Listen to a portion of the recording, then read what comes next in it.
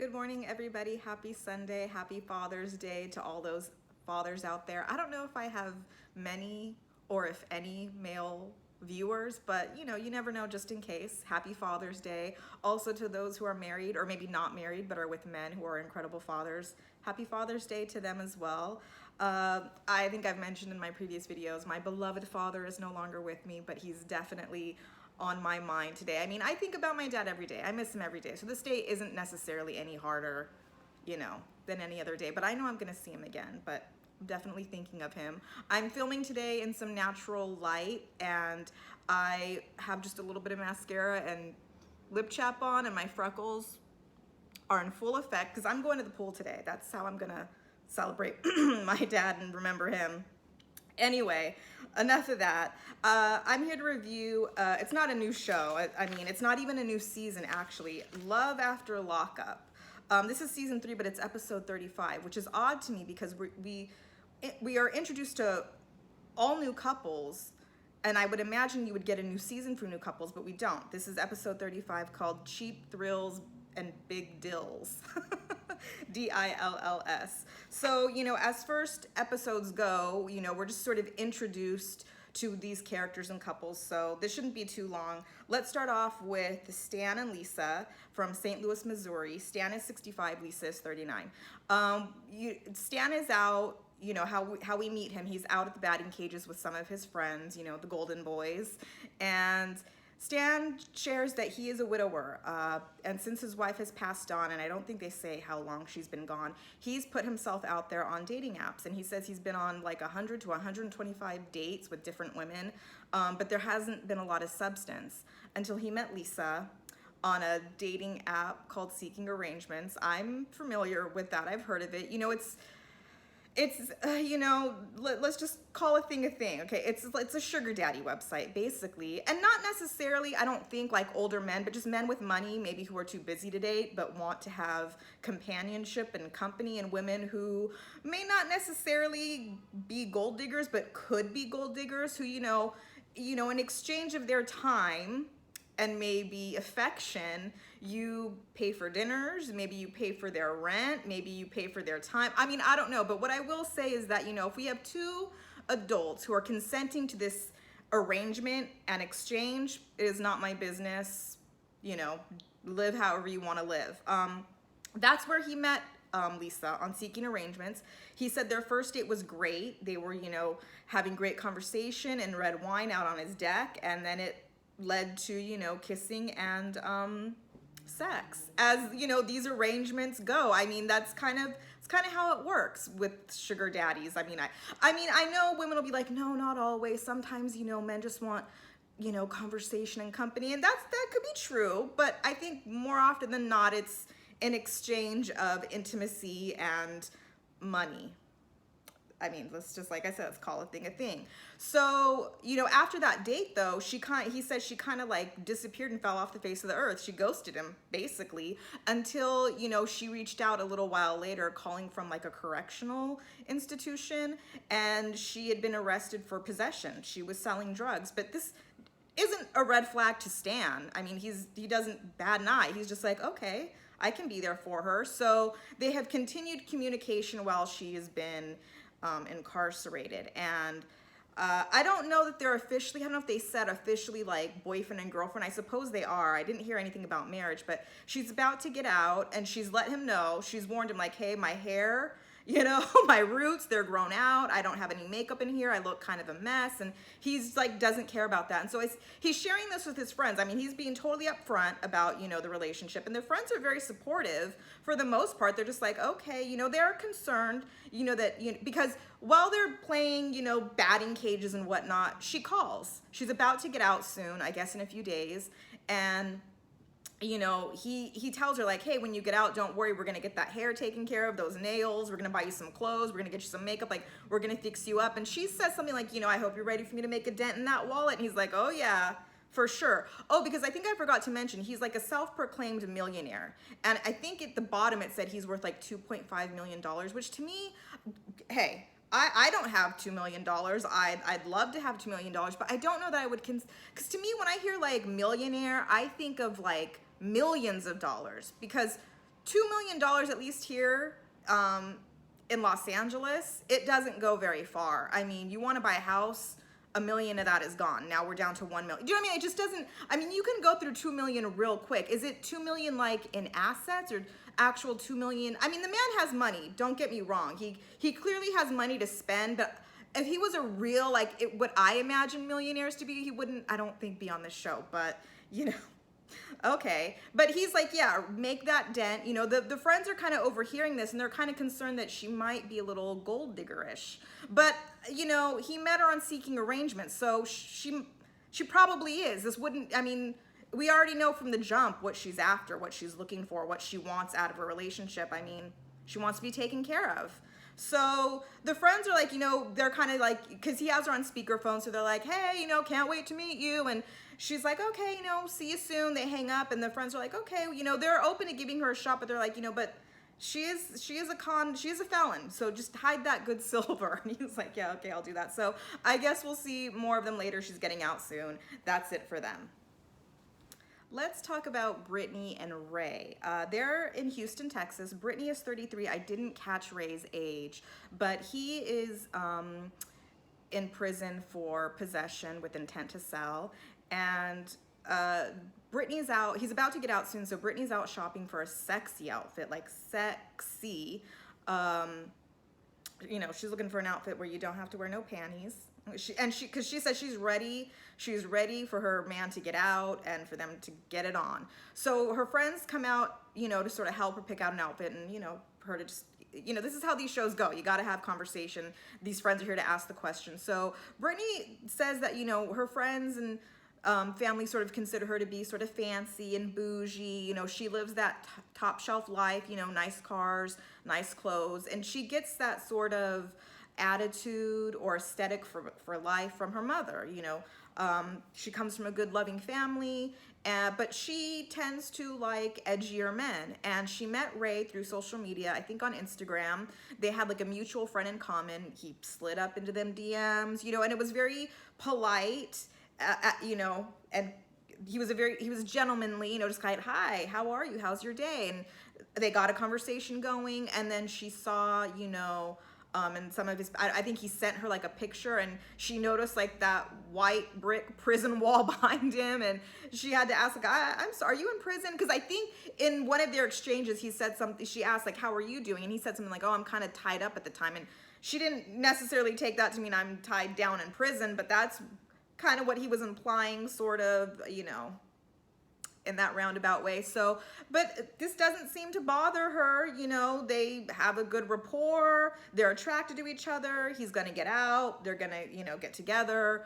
Again, I don't think they made any mention of any sort of engagement or marriage, but are they boyfriend and girlfriend? I don't know if they made that clear. So, you know, her friends ask, like, have you told your family? Have you told your mom yet? And she says, no, she hasn't, because she shares that in the past, she had been in an abusive relationship, and it got to the point where she finally had to call the police because this ex-boyfriend was being physically violent with her, and he was arrested, and all that happened. That was maybe 5 years ago, I think she said.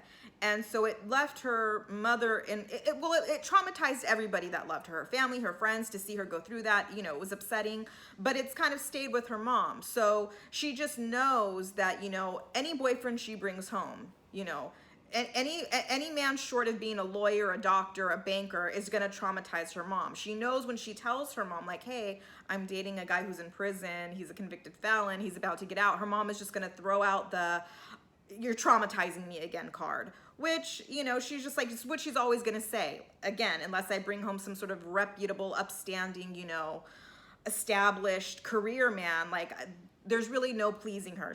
She's never going to accept anybody unless they're on that level. But her friends are like, okay, well, you know, you're going to have to tell her eventually. I mean, that's all we really see of Brittany and Ray, just that sort of quick exchange. And, you know, I guess we'll see more of them soon. So let's move on to the next couple.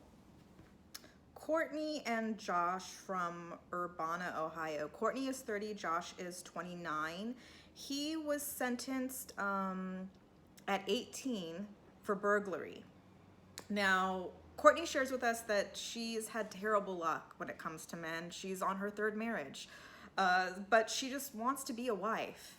It's so interesting to me. I mean, I can't relate to that. But anyhow, she used to work as a correctional corrections lieutenant at the prison.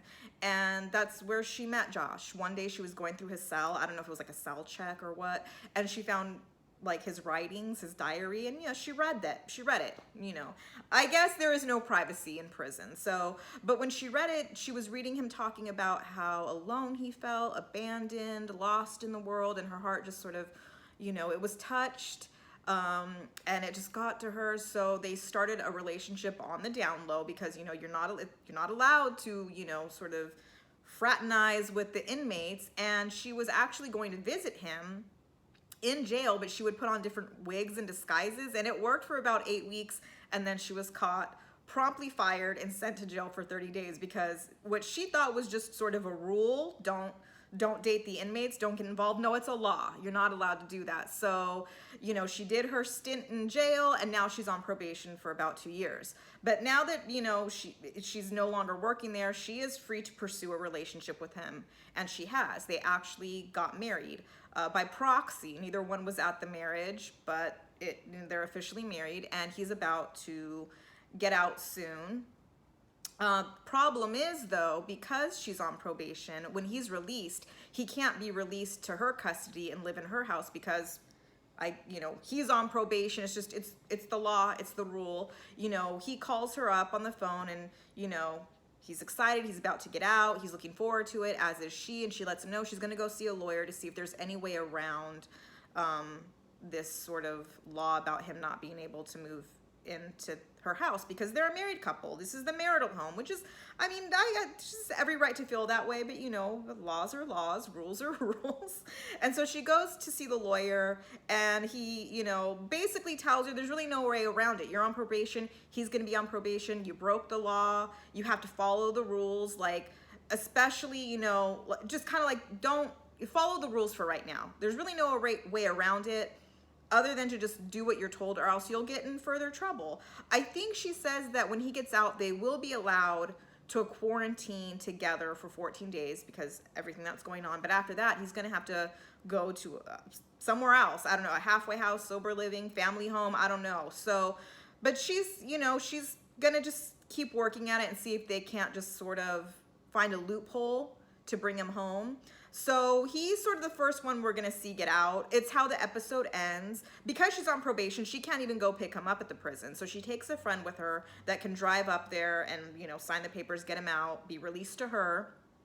And so they drive up as far as they can, and then, Courtney jumps out, and she's actually going to surprise him by dressing up as a pickle. That's where we get the dill in the, big deal in the title, because she says there's some meme that they both just love that they think is so funny. It's like a pickle that says I'm a big deal. So hey, inside joke, whatever. So the friend drops her off to go pick up Josh, and she's kind of just hanging out there, sharing how nervous she is. She's emotional. She's been waiting for this day for a long time. And, she shares that she's sacrificed a lot to be with him.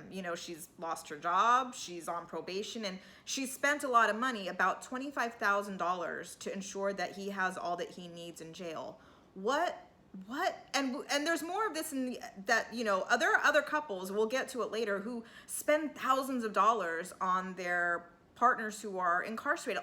I really don't know anything about jail, thank God. I've never been to jail, but, she says that at one time, her water heater broke in her house, and she foregone fixing it because she needed to spend that money and make sure that Josh had everything he needed. Baby girl, you need hot water. The sacrifice, I know when it comes to love, you will sacrifice everything, but you got to take care of yourself first, don't you? There's hot water in prisons, right? It's not all cold showers. I don't know, but I'm going on and on. Anyway, that's sort of where the episode ends. She's waiting, hiding behind like this little wall. He drives up, we see him open the door, but we don't see him. And he's just like, where is she? So we'll see their reunion next week, I guess. Rachel and Doug, let's talk about them. Rachel's 35. I didn't get Doug's age, but he's got to be like 29 or 30 because she said that he was convicted at 17 and he's been in for 11 years for home invasion, burglary, and firearms. So he's got to be like 29 or 30. Rachel says that she, in life, you know, she walks a straight line. She abides by all laws and rules. She's a former Marine, but when it comes to men, she likes the bad boy and she makes no apologies for it. You know, as a matter of fact, this is not her first time dating an inmate. She's had 2 other relationships, but you know, the 3rd time is the charm, she says, with this one. And you know, she says she prefers inmates because, you know, what is she gonna do? Go online and date an accountant? Like, an accountant isn't gonna know how to like slap that ass the way she likes it. And I'm like, is it a little bit like stereotypical? Because we hear this again in the next couple we'll talk about, that we just, why is it that we just they automatically think, I don't necessarily automatically think, that, you know, dating an inmate just means that they're just gonna be wild and crazy and in bed. I mean, accountants can be wild and crazy in bed. I mean, you never know, right? Like, you never know somebody's private life, but I mean, are all inmates just like gonna be wild and crazy in bed? Or is it because we think they've been sort of, you know, locked up, if you will? They have all this pent up like passion and they're just gonna go wild. I mean, maybe the first few, I don't know. I think I'm going off now, but that's why she prefers the inmates, because she just needs somebody to blow the back out. Anyway, her friends come over because she's getting the house ready. Doug is about to be released soon. And she's showing them these like huge, like 9-pound, like rolls of bologna. It looks like salami, like these big, like, looks like salami, but it's bologna. And the friends are like, you think you got enough bologna there? Like, what's with all the bologna? And she says, well, you know, I'm trying to like, you know, seduce him with the 4 B's, you know, bologna, booze, non-alcoholic booze, boobs, and blowies, if you know what I mean. And they're just like, okay. She says that they had been dating for 10 months and he just said to her, like, we're gonna get married, I don't care what you say. And so they got married in the prison. But she says that the marriage has yet to be consecrated. I think she meant consummated. So she's looking forward to that. And, you know, she says that she loves him because he's spontaneous. You know, he loves hard, he plays hard, and I guess he commits crimes hard. But sort of the interesting thing about this relationship is that he has a son, Doug Jr., that is living with her. I guess before the whole lockdown, she was getting him like every other weekend. But then when the quarantine orders went into place, he's just been with her ever since, like every day for the past 2 months, which has been an adjustment for her because, you know, she was a single woman used to just taking care of herself, and now she's a single mom.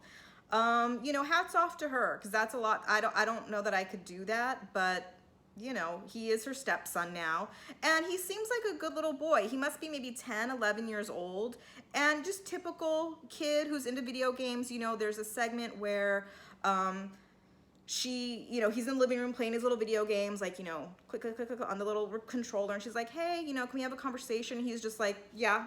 And she's like, you know, can you put the controller down, please? And so he puts it down. That's what I'm saying. Like, he puts it down. He's not giving her attitude or anything like that. And she's just letting him know, like, so, you know, your dad's getting out soon. And he's like, mm-hmm. And she's like, how do you feel about that? Like, how do you think you're going to feel when you see him? What are you going to do? And he's like, well, when I see him, I'm going to punch him in the stomach, call him a douchebag, ask him why he hasn't been around for me.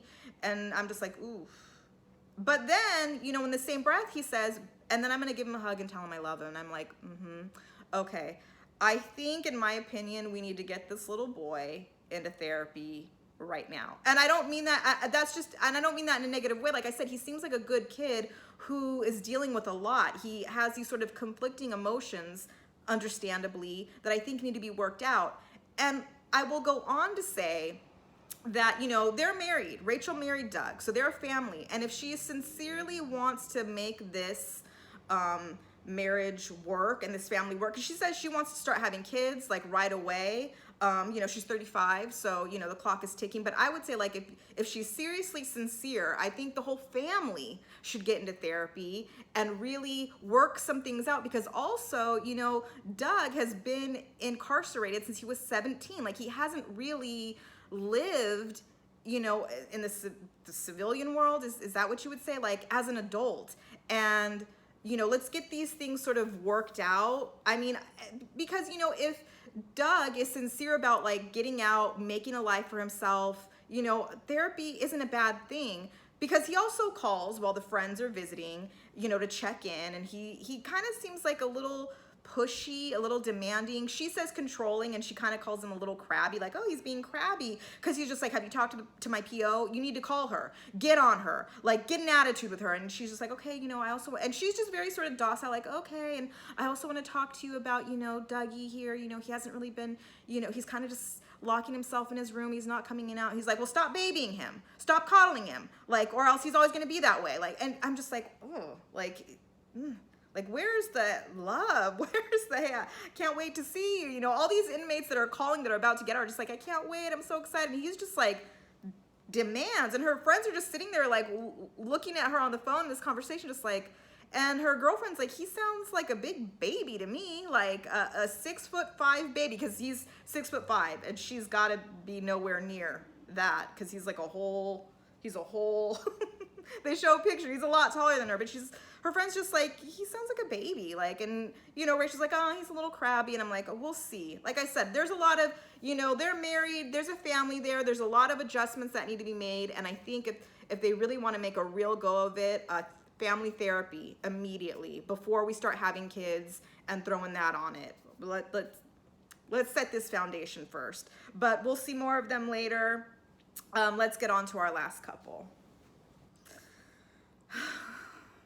Deontay and Nicole. Deontay is 33, Nicole is 23, so she's 10 years younger. She's convicted of larceny. Now, I'm gonna have a hard time talking about Deontay, because I think you know, he says he's a good guy, he's a nice guy, he's a hopeless romantic. He always thought he would be married and settled down by 28. Why is 28 always the number, always the age? Like, everybody just, you know, is it because you want this all settled by the time you're 30? You know, I don't know. Anyway, but, you know, he's 33, he's not married, but he's not giving up hope. And like I said, I'm going to have a hard time, I think, you know, with Deontay, because he seems like a sweet guy, you know, a bit naive, and a little foolish. Is that fair?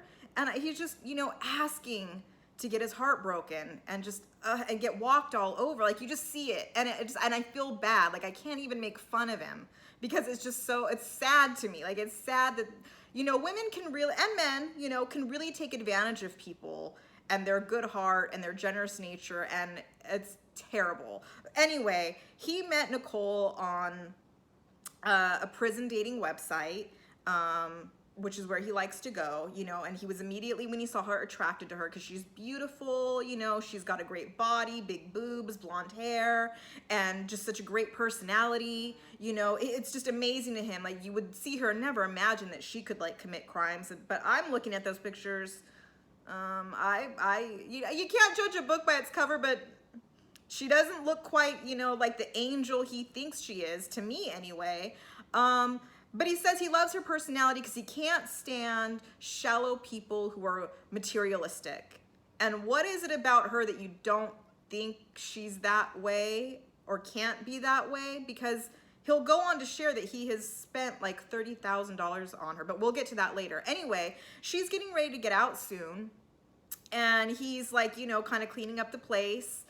He puts away his sex torso, as he calls it, you know, Nicole Jr. And you guys, he's like, I got it. You know, he uses it because he wants to be faithful. He's a good guy. Like, he doesn't want to cheat on her. So he uses this, you know, because he says he has a very high drive.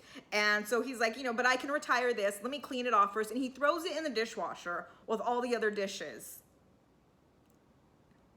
Ew.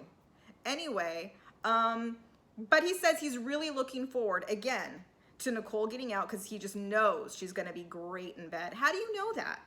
Because, again, are we stereotyping these felons that they just automatically have to be great in bed? Well, you know what they do say about crazy girls, that they are just as crazy in bed, but that could be a stereotype too. Anyway, his friend comes over, his friend Derek, and Deontay has like all these things laid out on his bed, like Michael Kors watches, a new iPhone, AirPods. I don't even have that, you know, like clothes, sex toys, and like an envelope full of cash. I think it's like $1,000. And the friend is just like, what did she do to deserve all this? Like, just because she talks to you on the phone, like, you're basically, you just bought yourself a white girl. Like, is that what you're doing? He's just like, no, you're like, I just, you know, he's a generous guy. I mean, clearly, like, and his friend is just like, you are acting like some like lovesick high school 15-year-old. Like the way it's just like, you're being really naive. Like, and I can't believe you're doing all this. And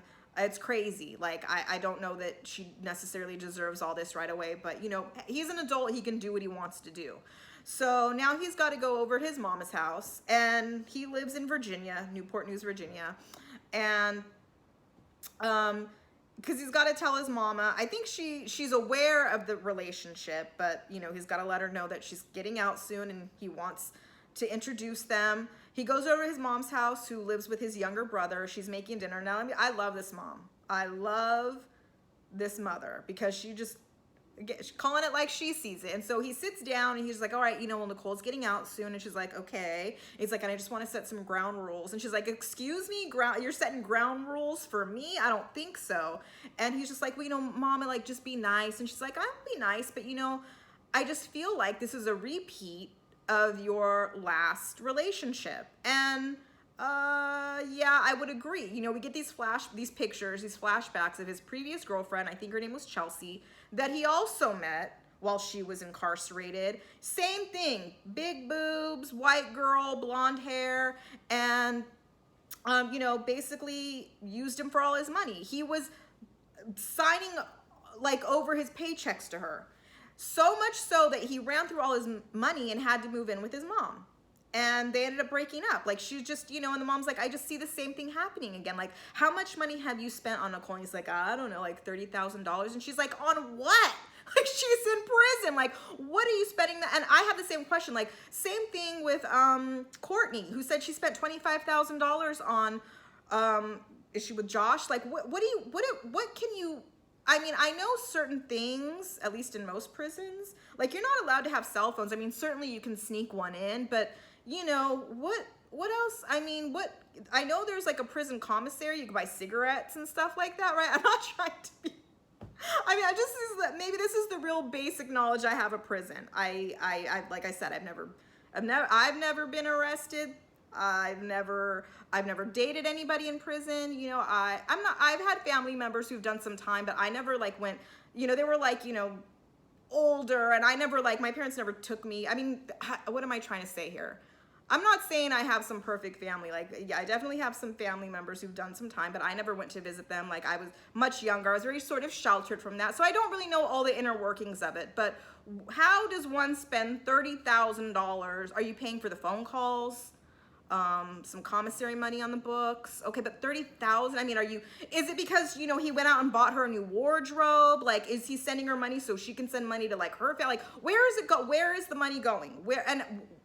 It's, you know, he says, like, I have a good job, like, I make good money, but yeah, but are you being wise with your money? It's not my business. That you can spend your money however you want, but this mom is like, it's her business, because this is her son. And she's just like, this is like the same thing again. And the brother's like, yeah, it's the same thing again. Like, Mama, I'm afraid you might have raised a little bit of a fool here. I mean, just one. Your other son seems very wise, because he agrees with Mama, like, yeah, this is same thing all over again. I agree. Like, you're being a sucker. And you know, hey, but he's a grown ass man. He can do what he wants to do. But Mama's like, I got my eye on her. Like, you know, I can be nice, but I am watching her, you best believe. You go, Mama. I'm watching her too. And, you know, judging by the scenes we get for the season, I don't think it's going to go very well. But when will he learn? Like I said, I feel bad. I feel bad for him, because he seems like a nice guy who genuinely just wants to find love. But I think you're looking for love in all the wrong places. That's it, you guys. That's the first episode. I think we're going to have fun with this show. You know, it's just Deontay, like, I don't know why my heart, like, because you know, I love love. I want people to find love. And I hate seeing people being taken advantage of. And he just, you know, he doesn't seem slow. Like, he seems like a smart guy, just maybe dumb when it comes to love. Is that fair? Anyway, you guys let me know what you think. Rate, comment, subscribe if you like. You know, I know this review might be a little lackluster. It's because we're just meeting, you know, we're just getting sort of the characters out of the way. And so I think there's a lot more drama to come. So you guys have a good rest of your day, and I will see you next time. Bye.